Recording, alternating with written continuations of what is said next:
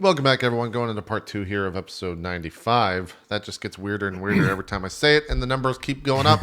Adam, there's someone at the door. There is someone at the door, but let's go and check on Maharib first. So Maharib,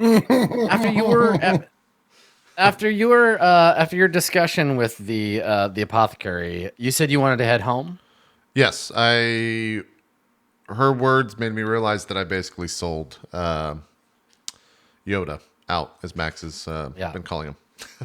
Okay, all right, Mr. Zoe. So you sold Yota out to by accident, and you head directly home after that, right? If I somehow walk by the merchant that I gave Nunu to, I will check in with the merchant to make sure that the cow is still alive, and then I will go back. I don't think so. I don't think that you did. Okay. Yeah, then I am heading straight back. Potentially in a hurry because I'm worried with what the I guess it's safe to say alchemist. I'm not sure what the doctor, I guess is what we'll call her. The doctor told me. I mean, she's a doctor. Yeah. Yep. I am worried with what the doctor told me of what may or may not be happening to the elephant. Okay. So you get back to the building, the tenement building, and there's people around, and it's the usual, right? Like kind of kids running around, and some people standing outside in the heat. And when you arrive, you see a group of dwarves. They're wearing leather armor. They are armed with clubs. There's about a half dozen of them. You see them go into the building. Can you make a perception check real quick? Sure.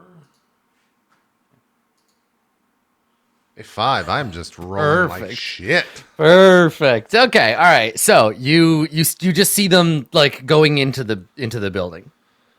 Okay. Well, I mean, I'm heading back to the room, presumably, so I see the dwarves and think, oh, there's dwarves, and then go back.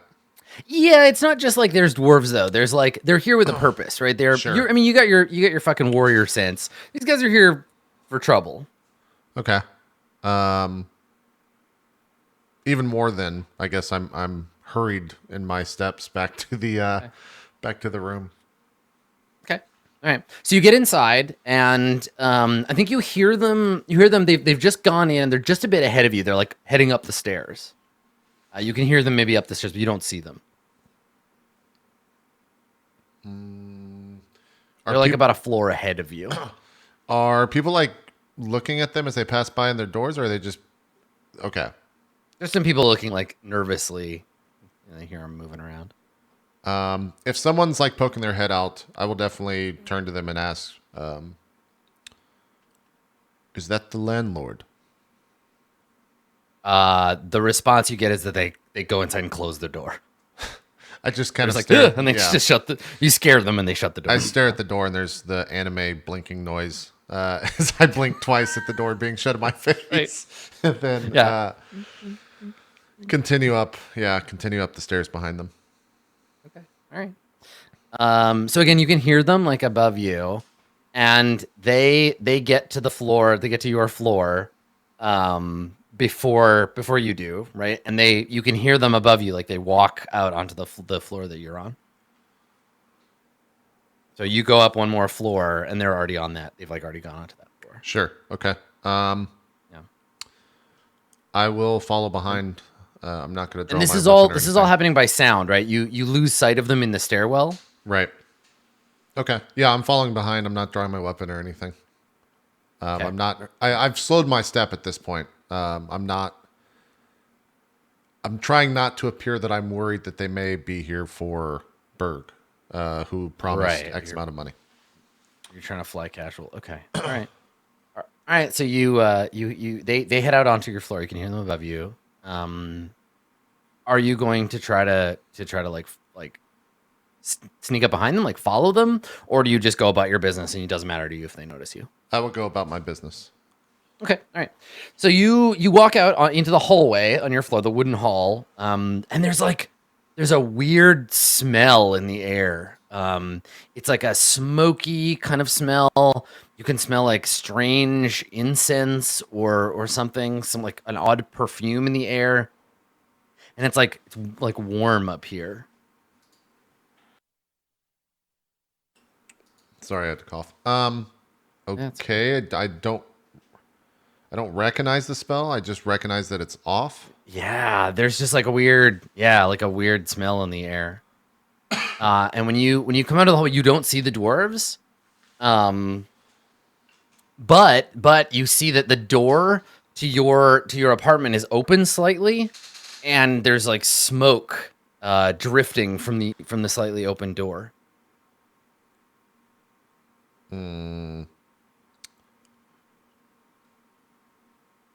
I don't think I run. Yeah, I break into a sprint towards the door, not Okay. knowing what the fuck is going on. Okay. Yeah. So you get to the door, and you can just open it. Yeah. Yeah, I open the door. Okay. The door opens part way and then hits something. And when you wanna like look around the corner, like look in the room. No, I'm going to break the door down. If I meet resistance, I will push against the door with my 20 strength. Okay. Mahari, make an athletics check. Okay. 25. Okay. Berg, can you make an athletics check? I know you're gonna fucking do this shit. Yeah. It gotta be pretty similar. Yeah, they're close, Okay. but- So Berg, the door slams open. You get knocked backwards, and a big gray shape rushes into the room. Yeah. So what happens here? Do I recognize immediately that it's Berg that I just knocked over? Like there's a question whether you do that or not. Like if either of you, like, does this end up with like both of you pointing your weapons at each other, or like? Well, here, So let me- the door bursts open. Berg, you don't get knocked down or anything, but you get knocked back. Whatever it is, hits whoever's outside hits the door hard enough to like shove you backwards into the room. Yeah. Let's let Berg react first because my action was Okay, shoving sure. the door open and knocking him down. I mean, yeah, Berg's instinctual reaction is going to be like he's going to get staggered back and he's going to go for his weapon to like, Yeah. be ready to hit whoever the fuck it is. But he's going to see, he'll see that it's Maharib. Okay. I think right as you're about to strike, like very stone face, calm, just looks right at you. Master Berg, please holster the weapon. Why is there a fire in the middle of the room, and what is Ramus doing? And you see Ramus rocking back and forth and chanting. Quiet. You must not disturb him. What is he doing, Berg?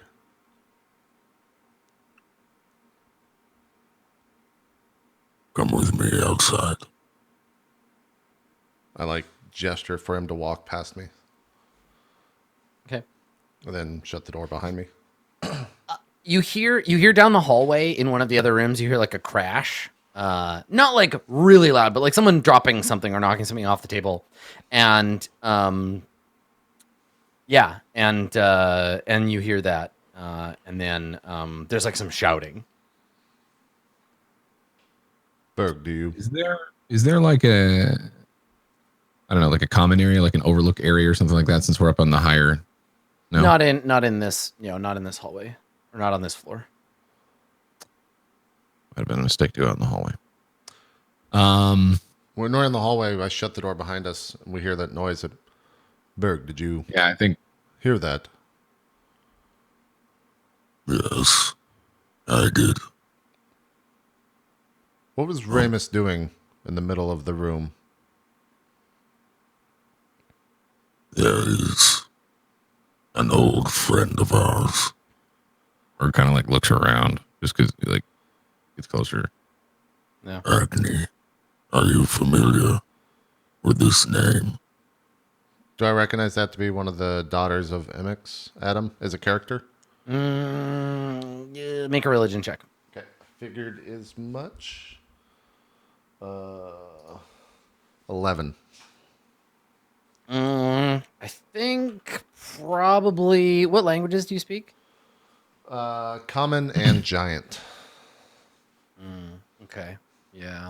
She probably has a different name in Giant, so maybe I wouldn't recognize it.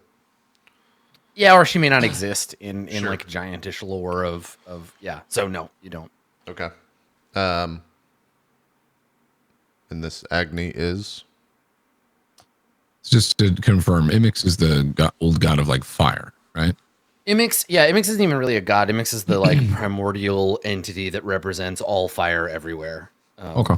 So Imix is the father of flame, Yeah. etc. But yes, Right. you Okay. could, So that's probably exactly how Berg describes it, because it's simple terms.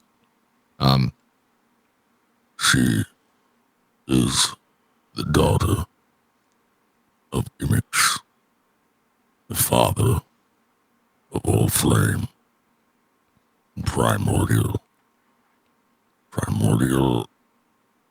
and into entity is the word. You notice like my Yes. eyes went big the second you said MX as well, but I still finished your sentence. Do I still hear the noises from down the room or down the hall? No, it seems like whatever kerfuffle was going on over there has resolved itself. And what does he What? hope to do by contacting this person? We have met her before in the past. She helped us. We helped her. Sort of. And he hopes that she will be able to aid him in his current state. I see. I don't know if she will.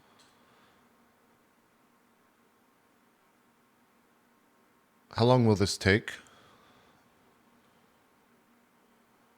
I think Berg opens the door for a second and like peeks in to see like what Ramus is doing. So What the is spell only Ramus takes it only takes a minute to cast, right?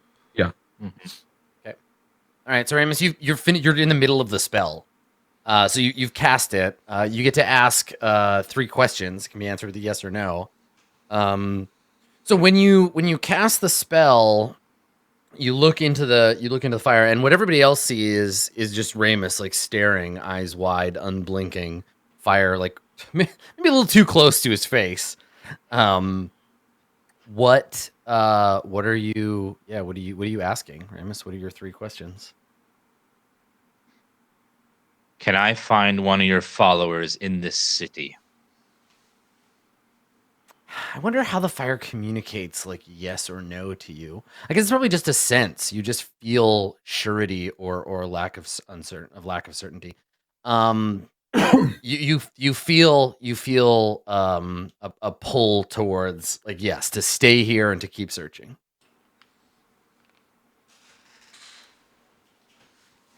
Will this person find me on their own? They will not. They do not know that you're here. You sense your own, and this is a familiar feeling for you.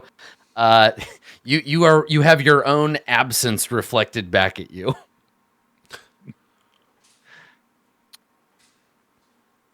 I was gonna say that's cold, but no, it's hot. No, but yeah, you feel this like no, they don't know you exist. Much like, the world has a hard time remembering that you're around. And then the final question.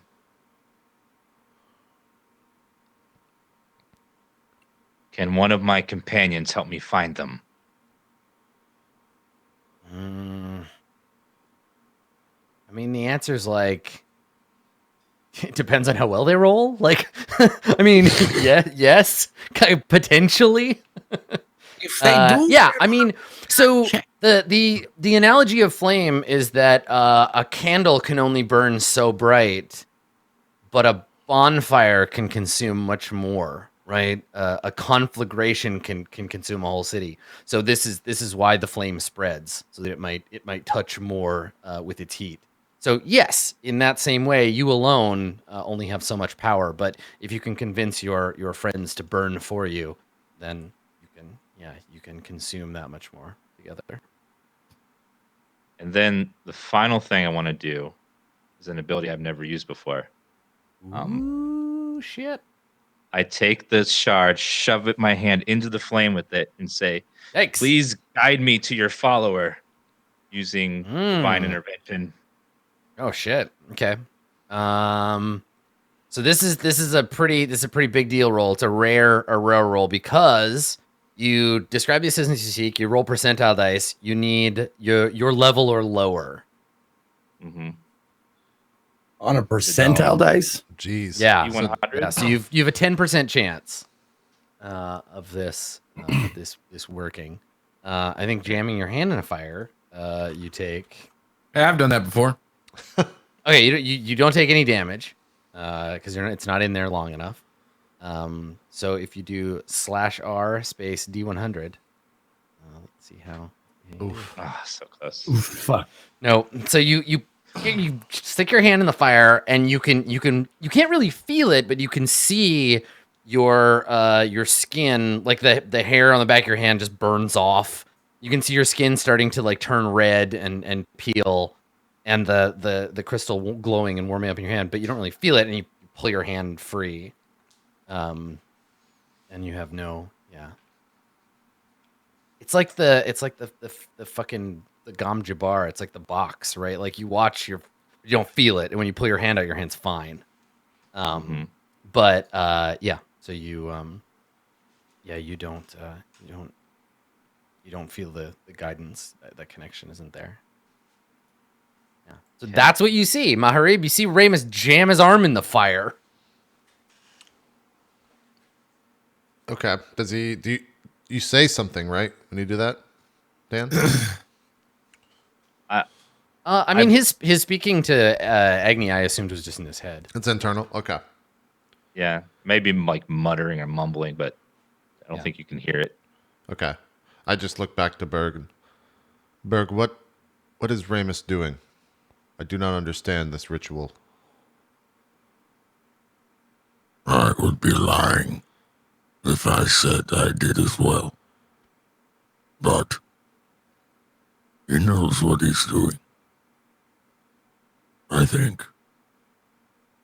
I see. One moment. I'm going to see what this sound was that we heard. And I like walk down the hall and follow wherever the hall leads to see if there's a door. Yeah, I mean, doors. you hear it just coming from another room, and as you're on your way down, the door just like pops open, and the dwarves come out, and they're like looking at each other and like laughing, and one of them is like wiping blood off of his like club with a rag, and he turns around and he says into the room, he says, 3 days, we'll be back. And he throws the rag into the room. And he turns and he looks at you. And this dwarf's got like big, like huge, bushy black beard that's been braided into like 3 like big braids with bits of like silver in them. He's got a couple of gold teeth in the front. He's got a big scar, and like one of his eyes is kind of like half lidded. Like there's something wrong with, like he's got nerve damage in his face. And he looks like all the way up at you, and he like snarls, and he says, "What do you want?" How many of them are there? It's like 3? 6. Oh, 6. Okay. Yeah. Yeah, I looked down at him. Master Dwarf, what was it that you were beating this person for? None of your business. Get out of my way. And he tries to, like, the hall's narrow, so he tries to push past you. Yeah, I don't move or make opening. If I can, I want to like swing the door open with my hand to see if someone's dead inside or if they're like, what's going So on? you just let them go past you? No, I don't move. So here's the way the hallway is kind of laid out, right? Yeah, like, but it was needed. This is the hallway, right? And imagine this is the hall, and then you guys have like your little shithole apartment over here, Hey, Right. and then it's home. and then this is where they came out, and so the dwarves were like doing their thing in here. They came out this way, and then you. Oh, okay. So I have to walk that past way. them to get to the door. So yeah, you would have to like go past them, and they'd have to go past. Like you're kind of like jostled up in the hallway because you really it's like an airplane aisle. Gotcha. Like you really have to like. Yeah. turn sideways Can and then go Berg by. Berg recognize? I mean, because he could be able to see just by looking down the hallway. Would he know that that's the land? None of them are your land dwarf lord. None of them are. So out of it that I'm like my brain's trying to. It knows the word. This is one of them guys with them. Word, and it's like, nah, not right now, guy. What's the name for the guy that owns the house you live in, and you got to pay him money, or else you're not allowed to live there anymore? What's that guy called? Perfect. It's perfect for role playing Berg because he's a very simpleton. You know, it's fine. But before we started today's session, Max jammed his head in the car door a bunch of times.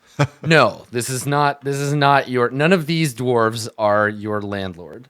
Okay. Whose name you would know, but I don't think we've had on the show yet. His name is Omicron, and he is. None of these are them. He's older than they are. Okay. Anyways, I guess if he's related to these guys, there'd be 7 of them, which would be funny. But yeah, there's six of these dwarves in the hallway, and as you look at them, one of them is sleepy, and one of them is dopey, and one of them sneezes. So anyway, they're standing in the hallway and they're looking up at you, and the lead dwarf with the well-loved club looks up at you like, "You want some? Get the fuck out of my way." yeah, I moved to the side, but only so that I can get into the door that they are exiting out of. Okay. So I Alright. can start to make my way once they pass. Yeah, and they squeeze past you, and they continue on. You pass by them, and then you get up to the hall, and the door's just like hanging open. Yeah, I'll step my foot in. Do they stare at Berg at all?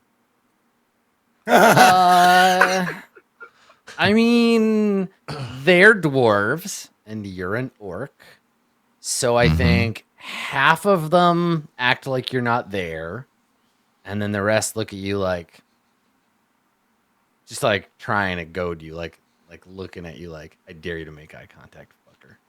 Oh, I make eye contact. Okay. Yeah. They sneer at you. I don't think they're here to make trouble, and they just got paid. So unless you want to try to like goad No, them, no, they no. just like give you a dirty look and, I was and just- go past you. I was just curious. Yeah, no, they walk Yeah. past you.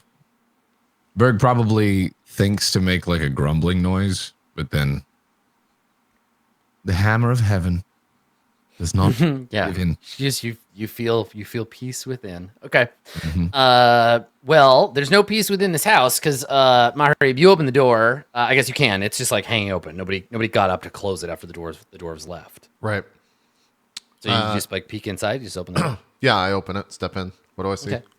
All right. It's all fucked up in here. There's like a bunch of like broken dishes on the floor. I mean, it's a shithole apartment, but they've got furniture, or did. There's like a busted chair. Everything that was on the table has been like swept onto the floor. There's a shrine in the corner whose little like bowl of sand has been flipped over. And there's so you look around, it's just like this the place has been like tossed. And there's a man. He's human.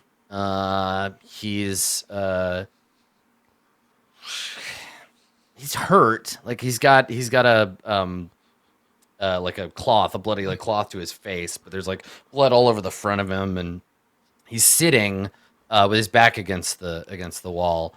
And it looks like one of his legs is like broken, or his ankle's like dislocated, like it's been twisted. And he's just like sitting there. And I think he notices you come in, but he's already had like the shit kicked out of him, so he doesn't like. He's in shock. He's out of it. Okay. Yeah, before I step any more, sir, may I assist you? He groans in pain. If I notice his leg is broken, the cool guy thing would be to set it, but if I fail this roll, it's probably going to break his leg even more, but I'm still going to try Like, to do it. let me help you, and you just rip his leg off and you just beat him to death. I Let me see. Fuck you. You can make it again. Yeah. Just like break your finger and be like, "Yeah, I took mine off your leg." Yeah. Let's try. Can I help you? Tear his head off, throw it out the window. So I'm still gonna try to yeah, set the bone. Okay, yeah, make a medicine check. Oh, I love these. I love these. Come on, one. Say Please roll low. DC. Please roll low. Hey, 18. DC's oh yeah, I was gonna say DC 10. You're fine. We'll get him next time. Okay. So his ankle is all swollen, and it looks like the dwarves like hit him in the legs first to like get him down to their level, and then probably like talked to him a bunch, then broke his nose. So you help him, like you reset his like fucked up ankle. Yeah, I tell him to like count to 3, and and then on 2, I basically do it. he doesn't understand a thing that you're saying. Sure. But he like yes, and he's just like whimpering and like holding his leg, and he's like got this cloth pressed to his face, his busted nose, there's blood, but yeah, like he's on the road to healing at least. Yeah, I give him like a drink of water from my Okay. canteen or whatever. Yeah, he takes it. And then, can you speak, sir? He says, he kind of like shakes his head apologetically and says, only some talk in common.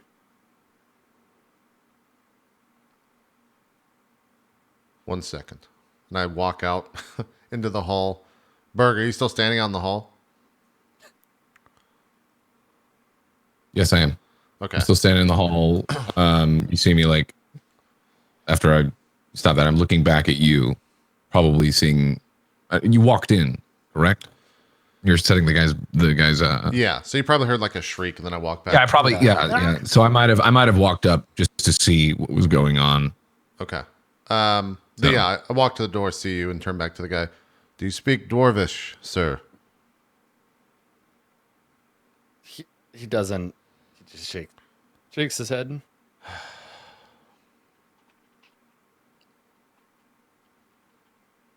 What sort of man is he? Just It's just a normal dude. person, He's normal guy. He's a human. What sort of? He's a miserable little What pile of sort secrets. of Is what man? he is. Yep. God damn it. He turns What into is a this bat man? and flies away. So yeah, you see before you a broken pile of secrets. Yeah, he's a human. He just looks like a poor human. Okay. Yeah, I walk to the door, ask him if he speaks Dwarvish. He says he doesn't, I assume. I turn to Berg. There's nothing else to be done. I cannot communicate with him. I have set his leg. He will heal fine. I just like start to shut the door. I think Berg walks in before, like, stops you. Not Yeah, you're like, violently, hang on. but stops you before. Right. Looks at the man. Before, can Berg tell at all, like, what sort of guy he is? Obviously, he's in pain and stuff, but You can make a perception check. Yeah, I'm really trying to figure out if he's maybe someone who would benefit from me, like, touching him to see if, he'd get any sort of blessing from heaven. That's what I usually do when I meet strangers. I try to figure out if they would gain any benefit from me touching them. Okay, Berg's literally looking at him. I understood what you meant. I understood I know. completely what you meant, but the way you said it was the best. I Would want you to benefit touch from me touching you? It's good. Would you like It's in me practice. to So touch you? make a perception check. I'm getting a measure of the man, basically. I'm trying to see if he's Yeah. worth helping. Oh. Jesus. Cool. Double Well, crits. you critically succeed. This is a man who was. This is a man who has led a tough life. He has. I'm trying to think of how you'd fucking Sherlock Holmes this shit. What do you want to know about him? Just ask me some questions, and I'll figure out how to tell you that information.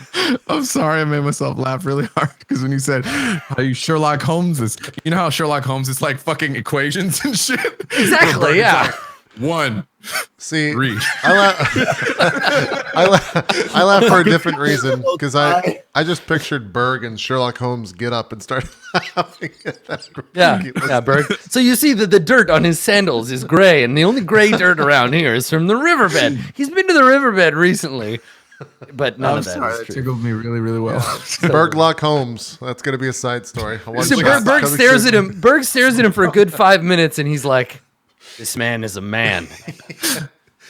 He's been beaten recently.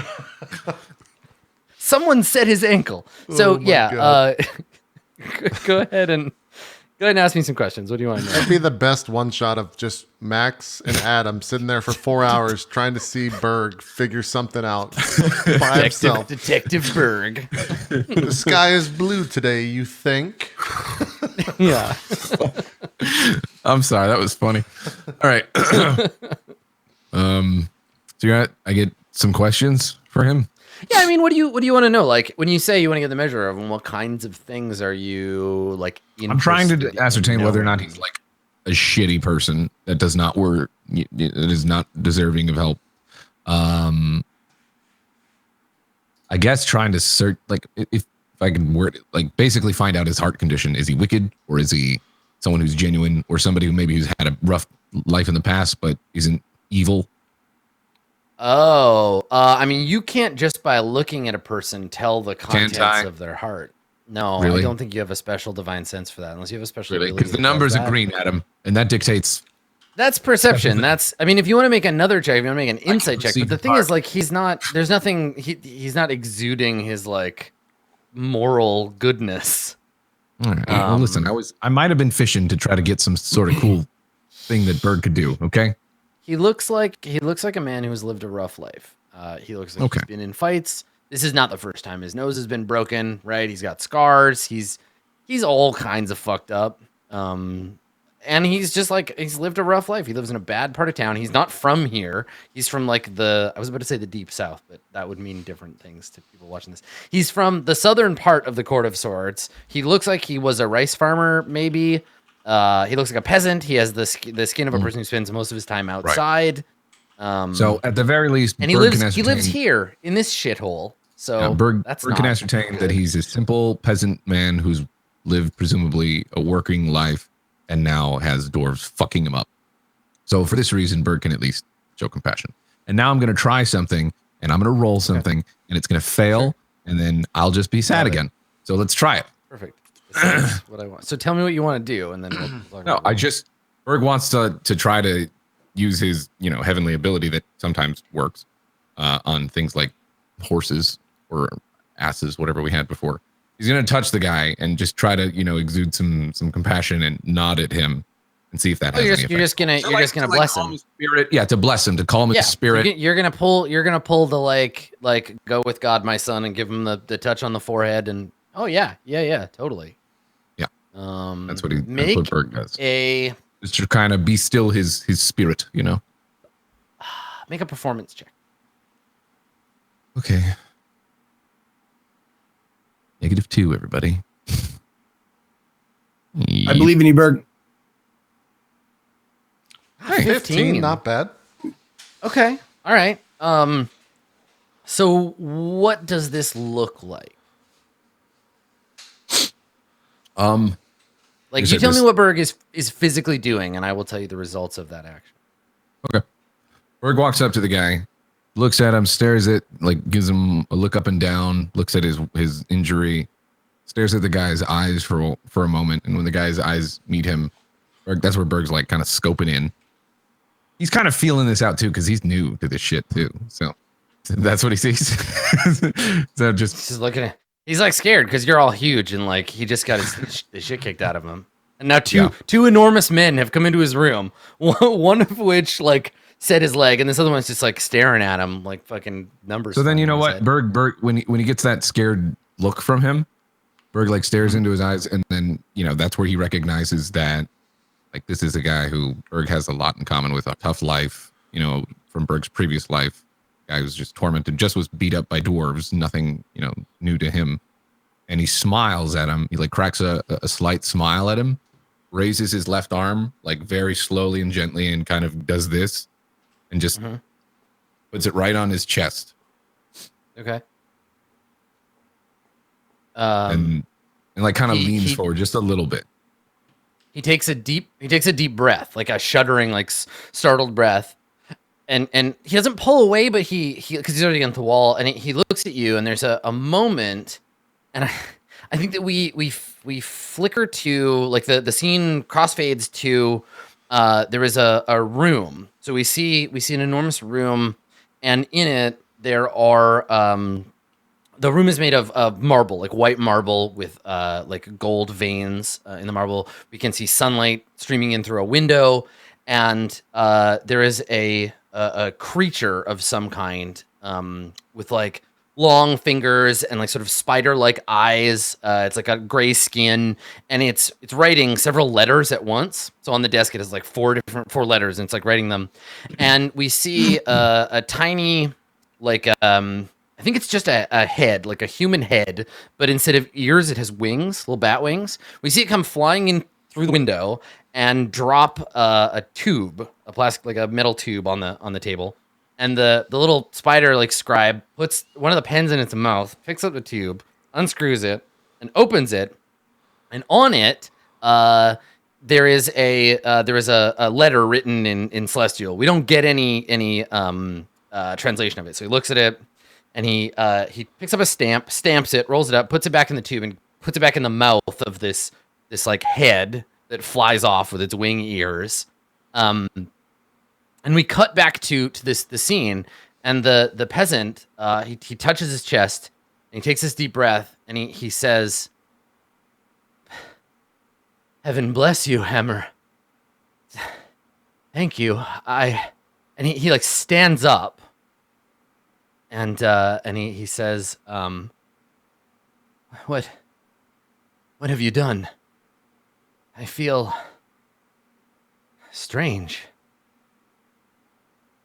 And you can, Maharib, you just hear this guy talking. He's just speaking like common. Yeah, I step back in the room.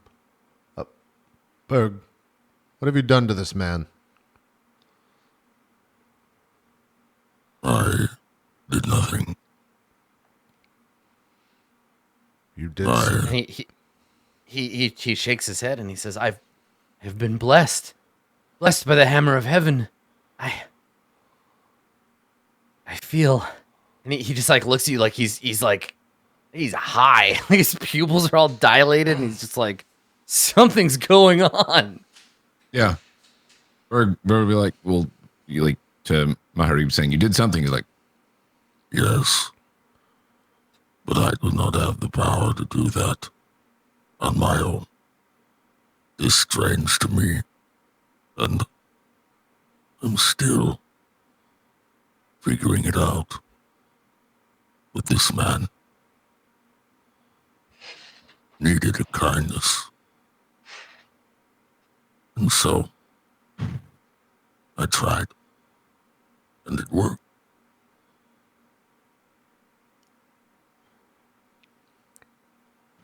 Did the And man's wounds heal at all, or is he still like he's in perfect shape. No, he's just like standing fine. Like he looks better than he did probably even before he got beat up. Got a little spring in his step that he didn't have before. Sir, we apologize for intruding. We'll be on our way. He shakes his head and he says, no, there is nothing to apologize for. I have been blessed, felt the touch of heaven. And he looks at you, Berg, and he says, I think he drops to his knees and he like puts his head down, and he gives you like the full like deep like ancestral the Y, and he says, "Hammer, oh hammer of heaven, how may I serve you?" Berg like grabs him up, like No need. I need no serving. I must. My life, it belongs to you. I am your humble servant, oh hammer of heaven. fuck. Berg. Yeah, the second You're responsible for him now. the second he says that, he goes, Berg, finish whatever it is that you need to here. We should be going. Berg looks at him and said, You are not my servant. I am no master. And if he tries to interrupt me, Berg speaks louder and like goes. Like, he doesn't. Quiet. He's just like yes, Almighty Berg. Yeah. He's like, You want to do what I ask? Go out, find someone else who needs help. Help them. That is all. and then Berg gets up and turns. And he nods and he says, yes, I will go and find others. And he gets up and he like runs out of the house. When he runs out, Berg looks at Maharib and like, like, I didn't know that shit was gonna happen. I like shake my head, and Master Krill keeps some interesting friends. I'm not sure what you just did, Berg, but you should be careful with that type of power.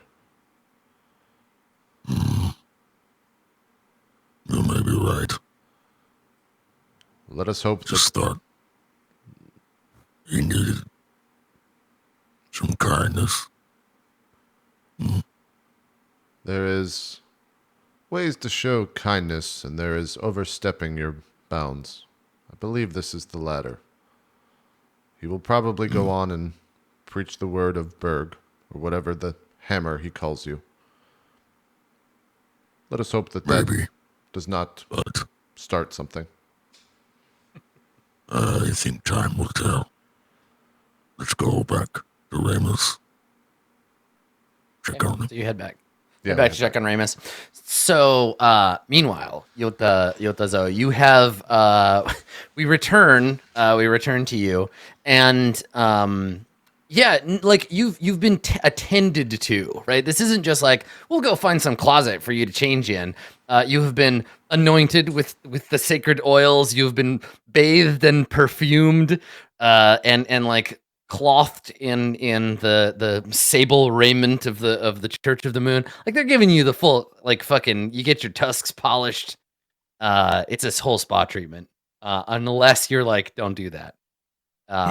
While you are being tended to. Far be it from me to stop them. Oh yeah.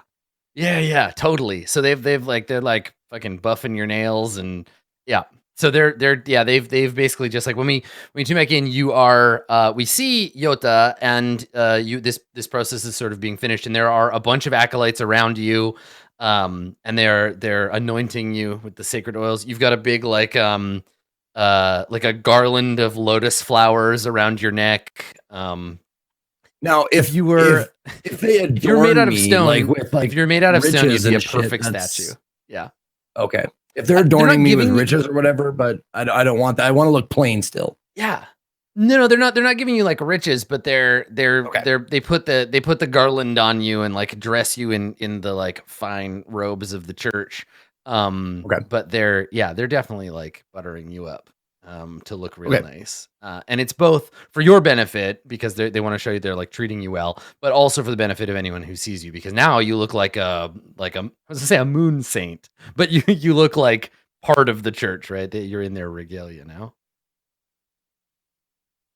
So there you go. So once this is done, and like I just want to like put in this like monkly shit, like it would seem smug to everybody else, but like monks do this like wise sayings to each other and shit like that. So Yota like leans down and grabs some, like if there's dirt or like soil or anything like that, and picks a little bit up with his trunk, and then just kind of like makes like a dirt line on his arm. Okay. And just like so people can see it. And he just looks at everybody and says, I am a monk, just like you. And I want this to represent the imperfection of us all.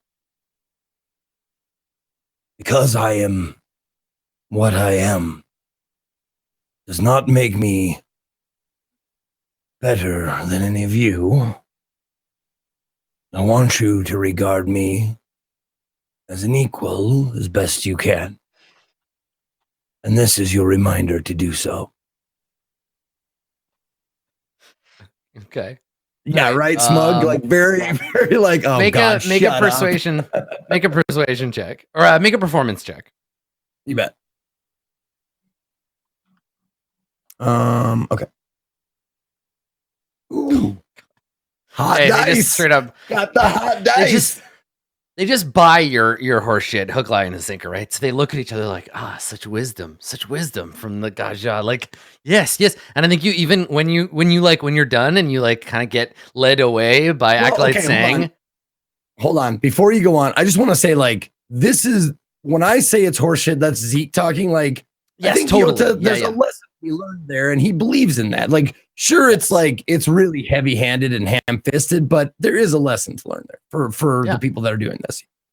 So what we see, right? They're all kind of like, oh yes, of course, and they know, and they're like they finish with you, and they Sang comes back, Acolyte Sang comes back to retrieve you, and as the two of you are leaving, we see in the background like one of the other monks like take some dirt and be like, yeah, like rubs it on his shoulder, like yes, right, like they're like, yeah, that's so wise, such wisdom. We are all equal and kind of like dirtied with the earth of the land, like so they're kind of just like, yes, how interesting, and they're kind of debating the meaning of your words as you leave. Right so Acolyte Sang and you are walking down one of the hallways, and inside here, this place, again, just to give you an idea of how like ornate and beautiful and kind of like magically powered it is. So the hallways are quite wide. Above you is there are structures of stone and metal on the ceiling. There's a layer of ceiling that's all very fine, intricate lattice work that looks like clouds and stars and moon. And then above them, there is a silver light that kind of suffuses the hallway.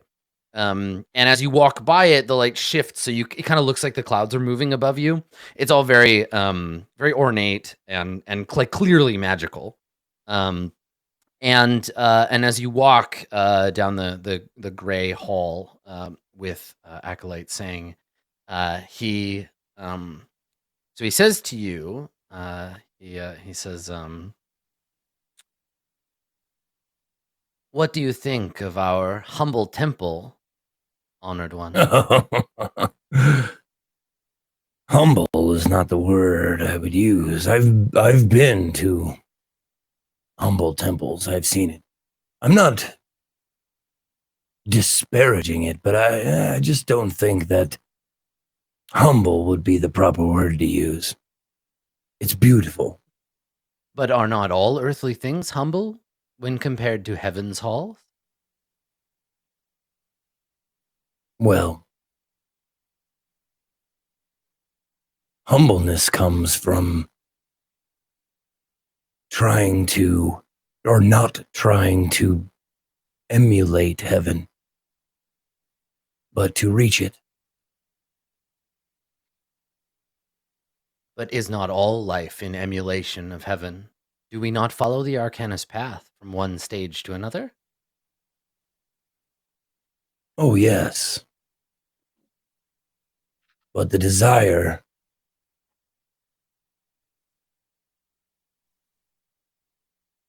to become heaven-like can lead one down a path of selfishness and away from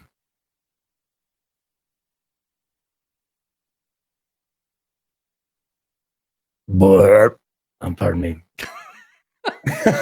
And he laughs and he chuckles and he says, each and every journey begins with a first step made by the fool. Even foolishness has a reflection in the pools of heaven, and here I think that you will find wisdom even in foolishness.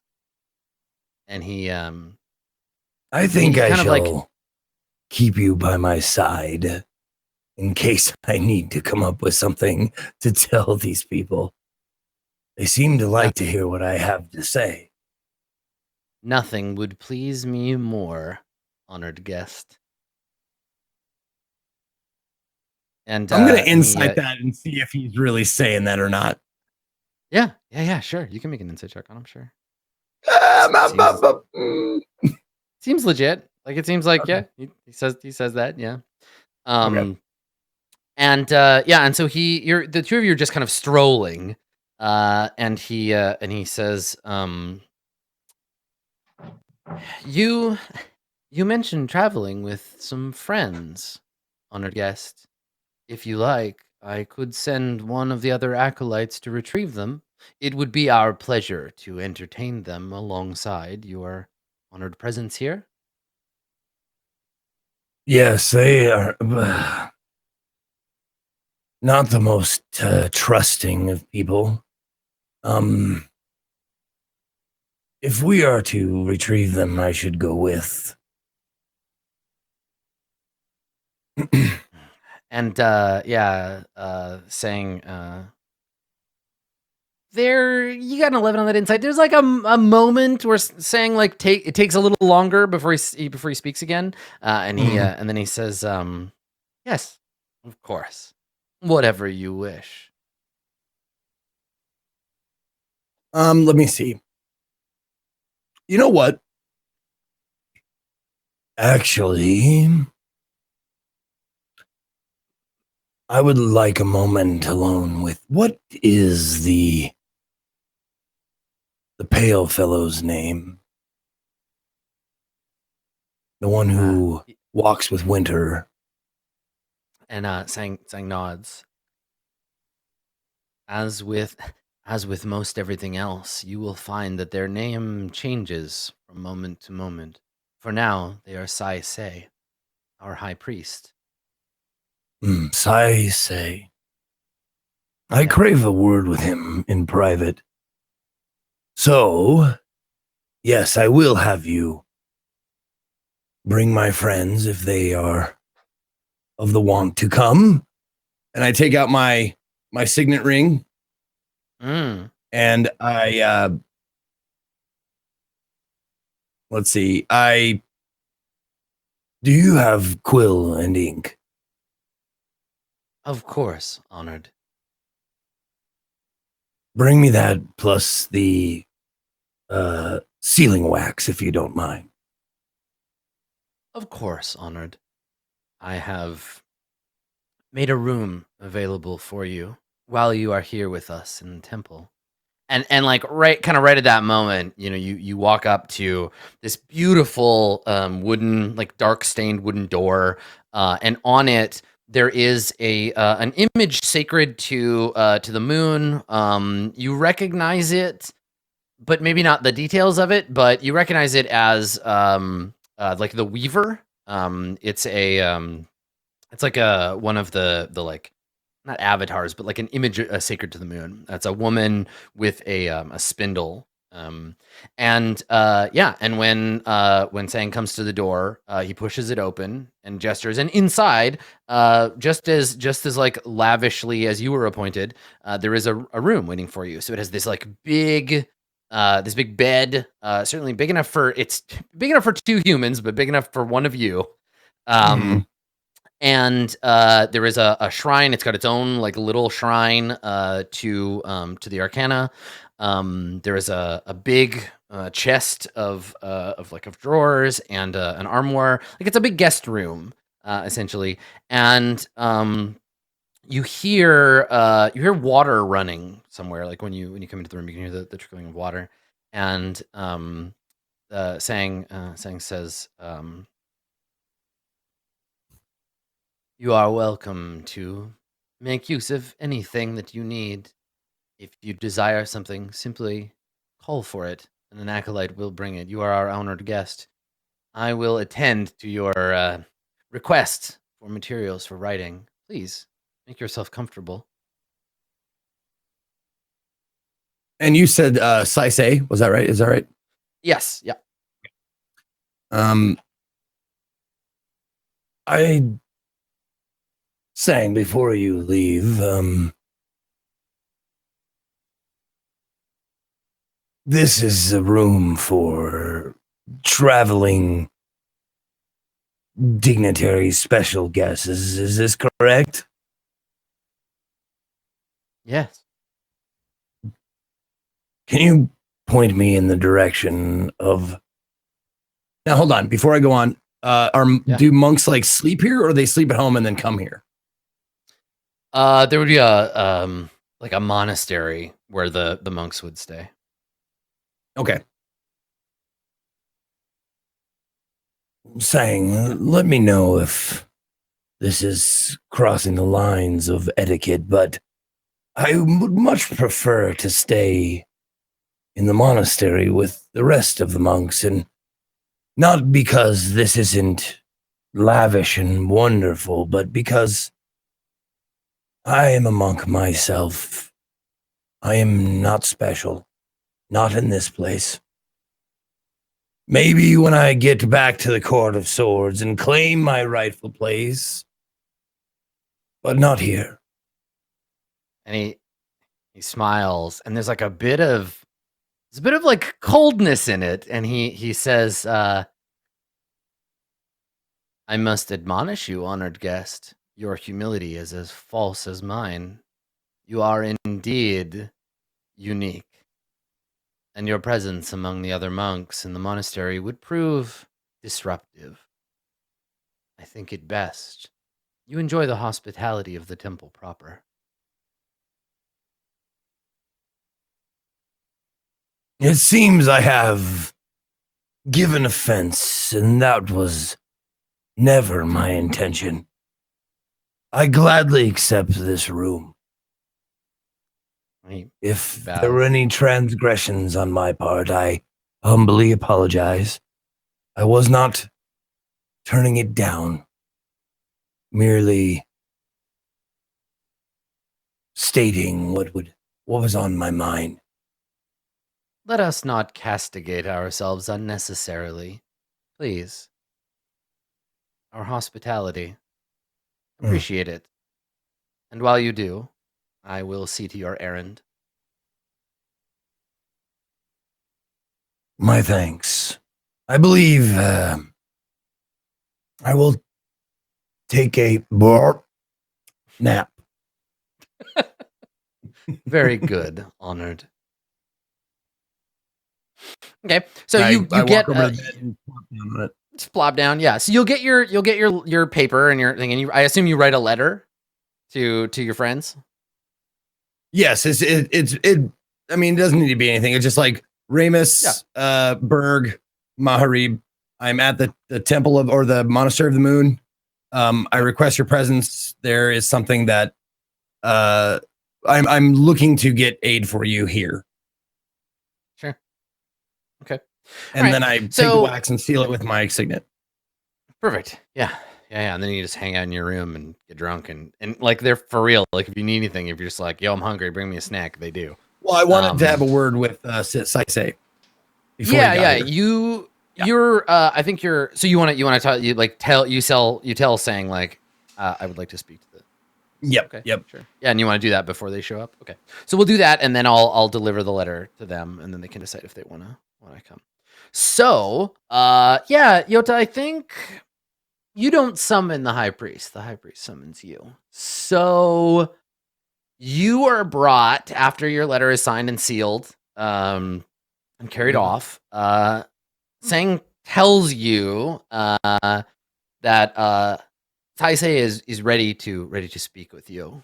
They have been communing with the Arcana, and are in they're resting, but they would like to speak with you in their sanctum, and they take you and you leave the kind of basically the place is built such that like the places at the back are the least traversed. There are all these like public halls and like prayer rooms and statuaries and stuff in the front layer, but as you get further back, it gets kind of like more and more just the sort of focused members of the clergy.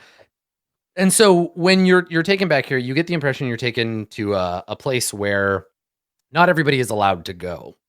There aren't like guards. In fact, you don't see anybody with weapons in this whole place. But can you make an insight check for me real quick? You bet. Nice. 20. Okay. You are aware of, but not. Okay, now I need you to make a wisdom saving throw. Oh, Jesus. Yeah, because if Okay. I would have made this in secret if you didn't make the insight check. Okay. You were aware of the effects of something about this place is like turning you around. Like you have to focus on remembering where you came from and where you're going. Okay. The place is it's a maze, and not just in the sense of like there are a lot of twists and turns. Like it seems like you're just taking a casual walk with Sang, but like, yeah, something's going on. You get like turned around. You could find your way back if you had to, but you have to like keep it in your brain. And I think Sang notices you like concentrating on something or thinking about something as you approach the sanctum, and saying like he's in the middle of saying something, and then he says to you, "Is something the matter, honored guest?" No, quite on the contrary. Everything is quite wonderful here. I just wanted to have a word with you in private. Oh no, this is Sang. Sorry, Sang has just noticed this before taking you into the sanctum. Yeah. So Sang is like, Sorry. you're getting towards the sanctum, and Sang notices you thinking and is like, "Hey, is something wrong?" I see. Okay. Yeah.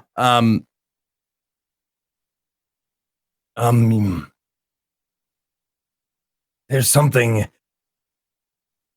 not quite natural about this place, this journey we're taking.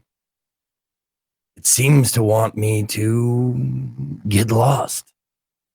Is that a purposeful thing, like a maze? Like putting someone at the front of a maze and not telling them that that's what they are standing in front of? And Sang smiles. There's a sense of like pride in his words when he says, "The further one wanders in the monastery of the moon, the more likely one is to find their intentions confused. You may set out searching for the library and find yourself in the barracks. You might seek out answers and find only more questions. Such is the way of this place and of the moon itself. Mysteries upon mysteries." Well, sometimes we don't get the journey we want. We get the journey we need. I can understand that. Precisely. The sanctum, honored guest. And you find yourself standing in front of like a big circular door. Is this the right place?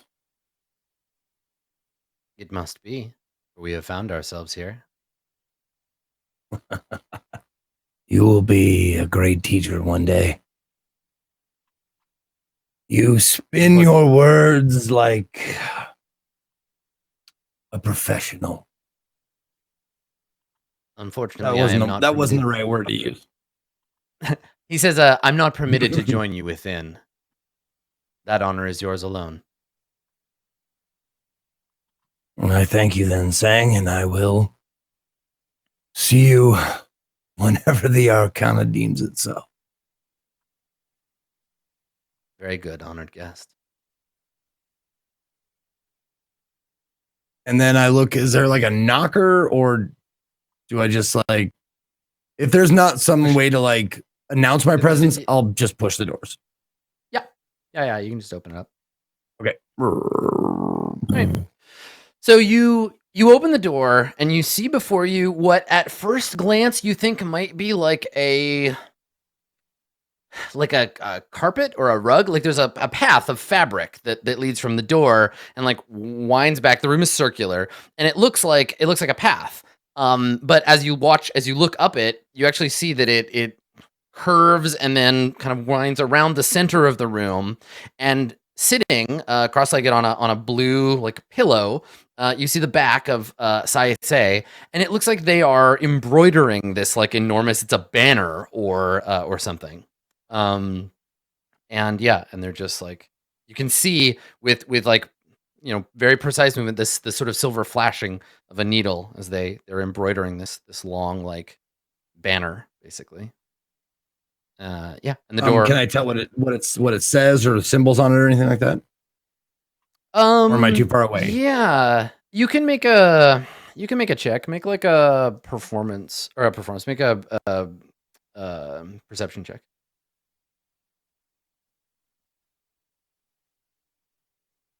I don't care about it.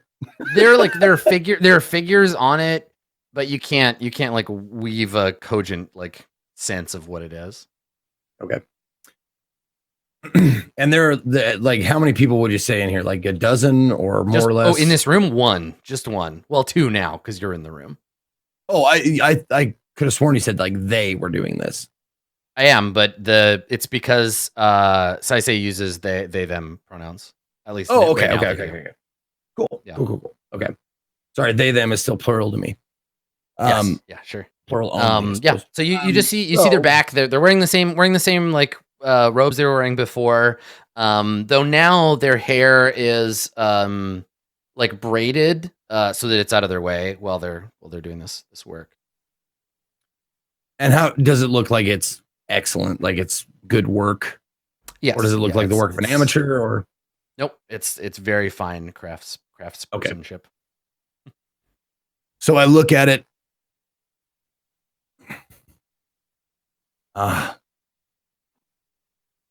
See, now you keep yourself busy. It is gorgeous piece. Does it have a name or a theme? And they stop, and you see them tie off the thread, and they set the needle down on a little table that's sitting next to them, and they stand and they turn around, and they bow. It's respectful, but it's not like they're not sucking up. It's an establishment of like they're slightly more important than you are. So it's modest by their standards. Sure. They know. And they say, a work of inspiration. If there is a theme, I have not yet discovered it.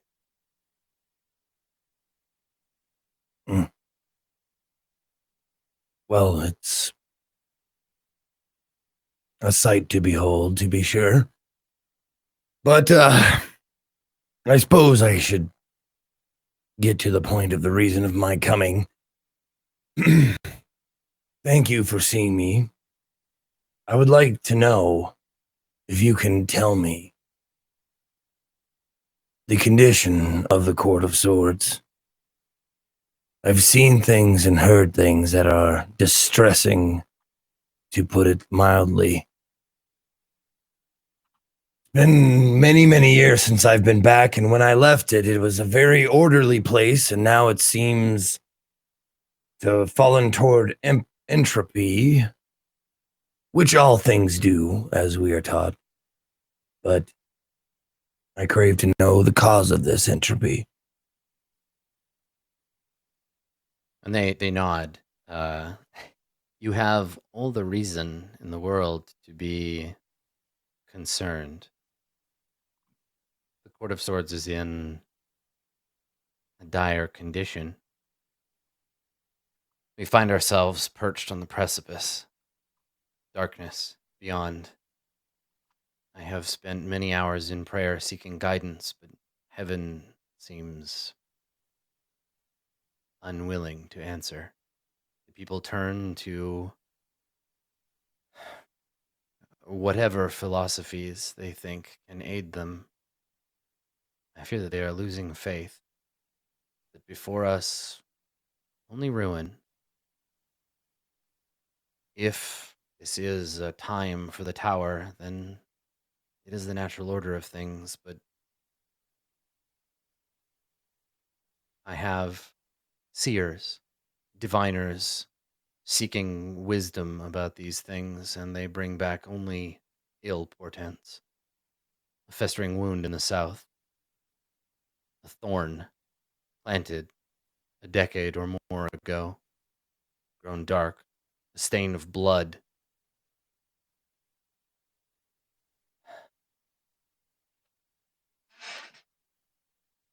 So Um, yes, you are to the right to worry. to the south is what again? The rest of the Court of Swords, right? You guys are in the northernmost city. Okay. I didn't know if he meant like way far to the south, like another court or something like that. No. This court, like the southern part of the Court of Swords, is like the southernmost part of the world. If you go all the way down to the ocean, Gotcha. Okay.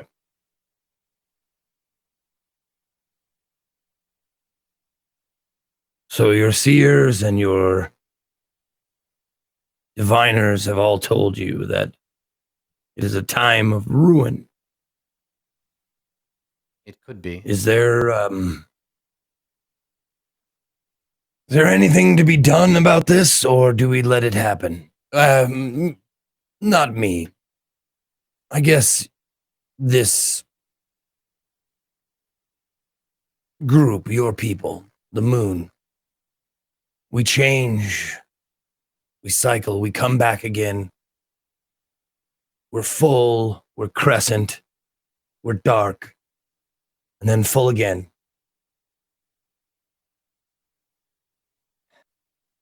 Calamity has befallen the world before. This is nothing new. It is the way of things.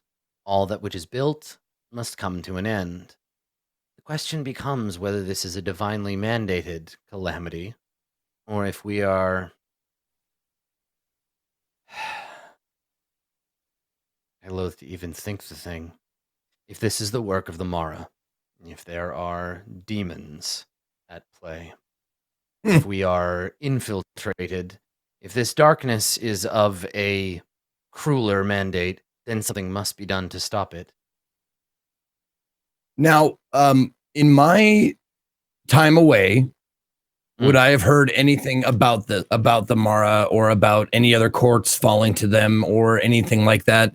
I mean, nothing like that has ever happened, right? Like the Mara are evil, but they don't work together, and they always get stopped, right? Like sometimes there are infestations, or like something bad will happen, a necromancer will rise, or like a demon or whatever.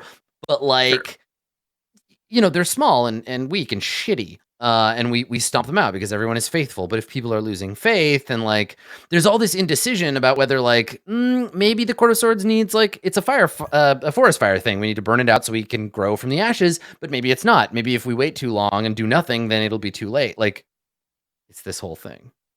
Okay, so I haven't heard from like rumors or people like. Yeah, I mean, you definitely have, but also like you've heard all kinds of stuff. But yeah, like people have rumored that like there are demons and that's why everything is bad. Okay.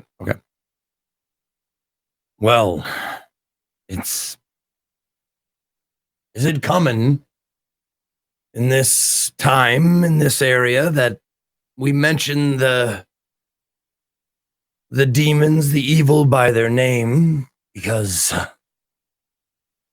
when I was a boy, we were told not to mention, not even call them by their name. Yet you speak it as if it were any other word. And the moon priest is nodding and says, there are those who fear that speaking the name of these entities will draw their wrath, and perhaps in another place, less blessed by the arcana, those fears are real. But this is my sanctum, a holy place, the holiest to the moon, blessed by heaven. We have nothing to fear. Oh, yes. I understand your confidence, but if you've ever been hunting, you know the best way to bring down your game is to shoot it through the heart. And this seems like a heart to me. That's all I'm saying. I have seen more fearful things than the speaking name of evil. There's nothing to be worried about here. Not yet, at least.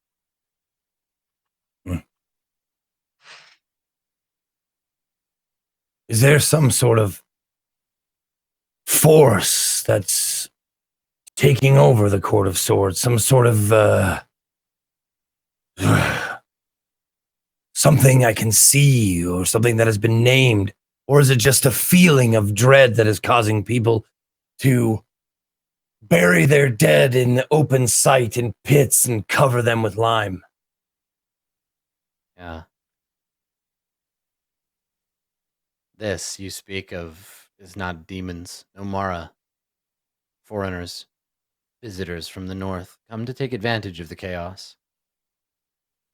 Mercenaries, pirates, pillagers, killers of Vultures men. after the on the corpse of a fresh kill. They nod. Maggots will always seek out rot, but I want to know the cause of the rot. They come sensing an opportunity. That's all. The real problem is in the south. Is that why you've come What? here? To save the Court of Swords, you and your friends. Not originally, no, but if you're asking what my desire is, it's to see what happened to my home, to visit my family, and also a friend I've made who's lost something. I want to return it to him, and I'm seeking help and guidance if you have that to offer. Perhaps. Well, he is on his way here. Will you? I humbly ask if you will see him. And yeah, they nod and they say, one of my seers has had a vision of you and your friends. A week of dreams. I have been expecting them. I should like to speak to them very much. Excellent. So, I will return to my meanwhile, quarters. But before I go, sorry, just one last thing, Adam. yeah, sure. Before I go, Sang.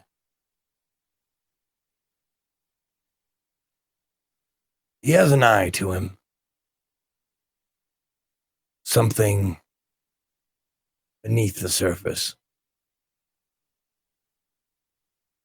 Can he be trusted not to stab me while I sleep? I know it's embellishment, but forgive me. Acolyte Sang is ambitious. A valued servant. Can I insight that to see if he's like, there's something hidden? Sure. Okay. 12. Shit. Not with a 12. Nope. Yeah. All right. Very well. It's just something you catch on the end of a sentence. Probably nothing. I thank you, and I'll take my leave. And he does like a sweeping like gesture with his trunk as he turns around and walks out. Okay. Sounds good. All right, so you leave. So meanwhile, Ramus, Berg, Maharib, you've prevented a man from being killed by dwarves. You've blessed him with the power of the Hammer of Heaven. Ramus, let's sort of focus on you. So you got some answers from the fire. You saw a vision of a flame, a fireworm. What do you tell your friends now that, because I think we're focused on you, right? Because Maharib and Berg both come back from the other room, and you're holding the crystal. And what do you do? What do you say?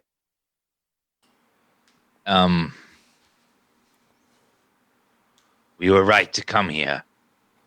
Fire told me the person we seek is here, somewhere in this city. You, and I point to Maharib. Mhm. You mentioned him by name, Emix. How do you know that name? I like look over at Berg, look back to you. Well, there seem to be some issues that have happened. Perhaps I should inform you. The first, I have sold our elephant friend to some monk of the Temple of Moon. He paid me 20 gold pieces for information, and now he's not here. So Now he's gone. Yeah. we might want to look into that. Secondly, Berg has performed a miracle, for all I can tell, and healed a man just down the hall. I'm assuming this is going to have repercussions, and we'll seek him out in due time. We don't have much time in this city, is ultimately what I'm saying. And last, but perhaps more important to you, this sword has killed the sons of Emix in the past, as it were. It'll be very difficult to work with him, with me by your side. I put the shard in my pocket. What do you mean you killed the sons of Enix? You or the sword? It is my duty to do this. And I start like undoing the leather wrappings around the hilt. And at the very like tip of the sword, you see a dragon eye, and it like looks directly at you. And Yeah. So what's great about this scene too is that like as Ramus, as you're putting the thing away, he unwraps the sword and you see this eye, and it's made of the same material as the shard that you have in your hand. Like it's this reddish orange kind of like living flame flickering within. Like it's clear that these two things are connected.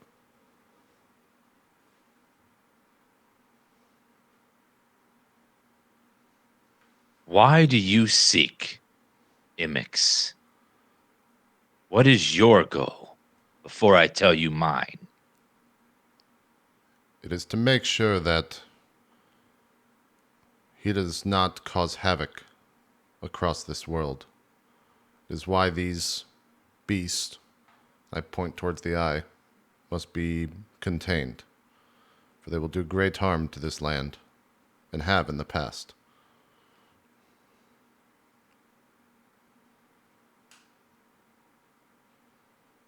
That, I think, is fair.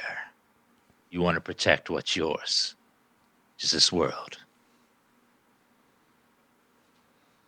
But if we take you to this place, are you just going to start hacking and butchering people? Of course not. I have no problems with the people. It is the dragons of fire that will cause the havoc. Would you be willing to swear to me by oath and bound by magic that you will not harm them? Unfortunately not. It will go against everything I have led to my life up until this point.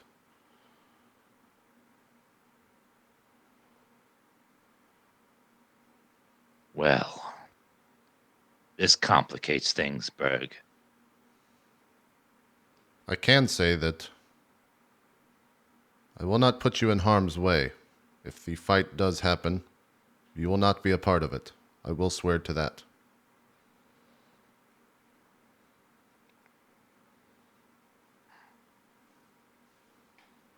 I fear I'm leading the cat to the rat's nest. If I bring you with me, I would have found my way there otherwise. It does not matter.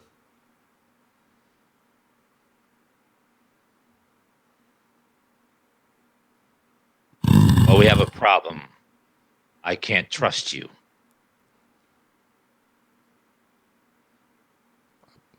do not understand how you cannot trust me when I have been nothing but honest.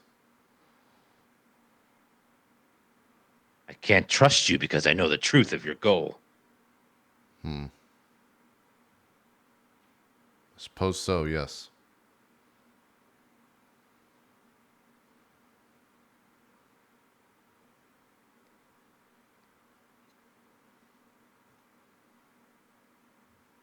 Berg,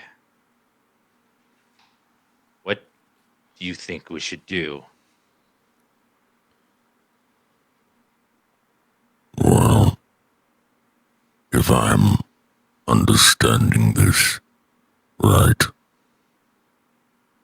he wishes to cause harm and destruction among those from Imix. Yes, That is somewhat correct, Berg. I merely want to have a discussion with Emix to make sure that his creations are controlled and not set upon the world as they were in the past. You have a promise to renew, basically. Yeah. A deal was struck a long time ago, and things have been dicey of late. And the elders have been like, maybe we should check in on this shit.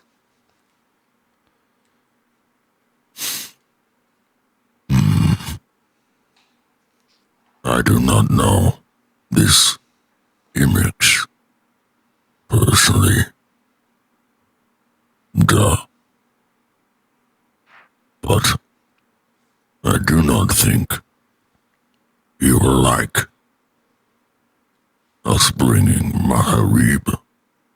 If that is his intent, it will cause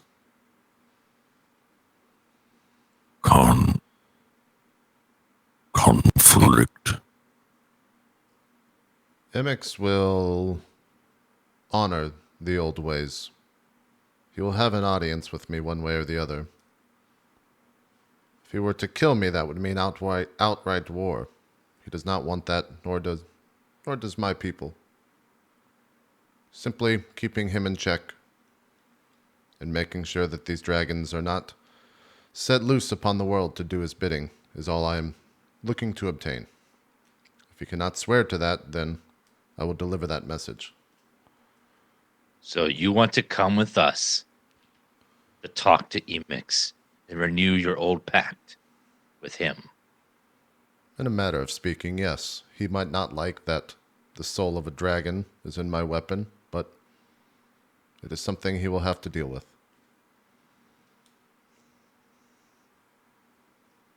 And you swear you will not go apeshit crazy when we get there and start murdering everybody until you've spoken with him. Do I appear to be that type of person, Master Krill? What does Not when you're getting paid. If I do not do that for money's sake, then I would not do that for my entire life's goal as well, I would assume.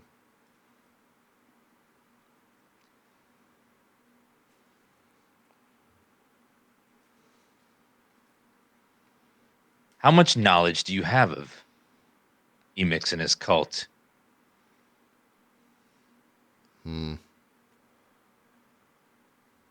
I know of their rituals. I have never met with Emix myself. My ancestors have. They have told me stories, but Yeah, do you wanna make a religion check?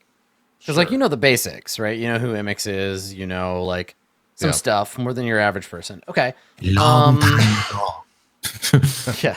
So yeah, I mean, I think that your people focus on the aspects of Imix as destroyer, Imix as destructor, because you have a long lineage of clashing with a specific subset of the agents of the primordials. Not just Imix, but your tribe particularly has like headbutts going on with Imix Right. and with the Servants of Flame.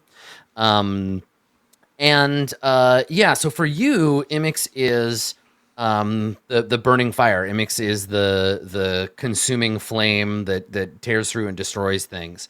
You know, Imix isn't about rebirth. This isn't the like burn things down. They can come back. That's a sort of a tower concept. Imix destroys everything he touches, and he uses his children to do that. The fire may promise secrets or power, but will consume you from within. Okay. I still answer the same to Ramus, in the sense that, I know of the rituals, but I've never met with a mix before, nor of any of his kind. I guess I'll continue. This weapon was bestowed to me under a ritual of my people. A dragon of fire was slain and imbued into it, so that it may slay more. It has not killed one before, but if asked to do so, it will. Speaking of promises, the sword and the knife that you carry with you are both promises unfulfilled. A promise to kill a dragon, and you are ready to go and do the thing. You just haven't had the opportunity yet. Well, where we're going, we'll need a strong warrior. We may not even make it there. We have to go most likely south into the jungles eventually. I think I can trust you enough to get us there, but I will have to warn them to keep an eye on you once we get there. You will not need to warn them. They will see the sword. That is all the warning they they'll need. know. I mean, they'll probably, like, so far, and this is the thing, Ramus, like, Maharib can pass as like a real big human most of the time, but I think you've been around him long enough to know that, like, he isn't. Like, there's something in his blood that like harkens to some different age, some elder bloodline that you don't quite understand. And yeah, Maharib, that, like, any proper servant of Imix, anyone with enough knowledge that looks on you will know who your parents are, who your grandparents are. They will know your ancestors and know you to be an enemy of the primordials. Yep. And there's some tension there. So yeah, you can get away with it for the most part. But yeah, when, like you said, when it comes down to it, they'll recognize.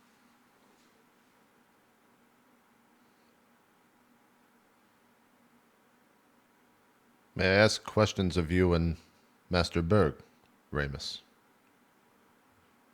Fine, I've asked you enough. It's only fair. What are you dying from?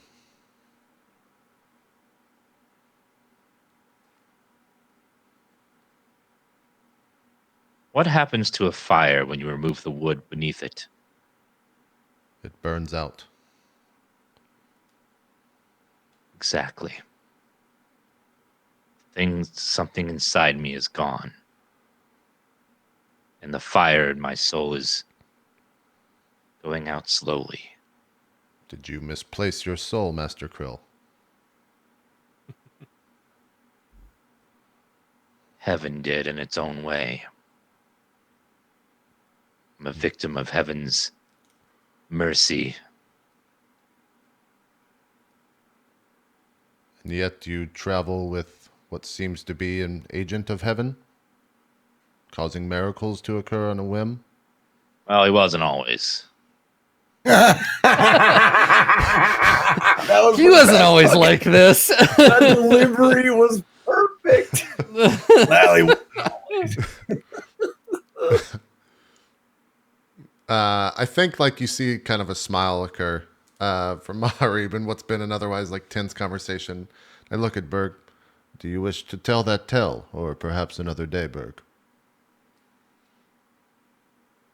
Berg like looks at Ramus and, like, kind of to the side, looking upwards. Well, there are several.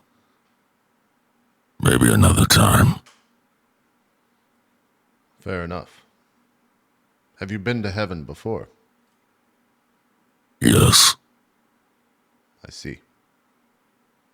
Did you send him there, Ramus? If only I had that power. I wouldn't have this problem. You mentioned, Berg, that others had died in the forest. What did you mean by that?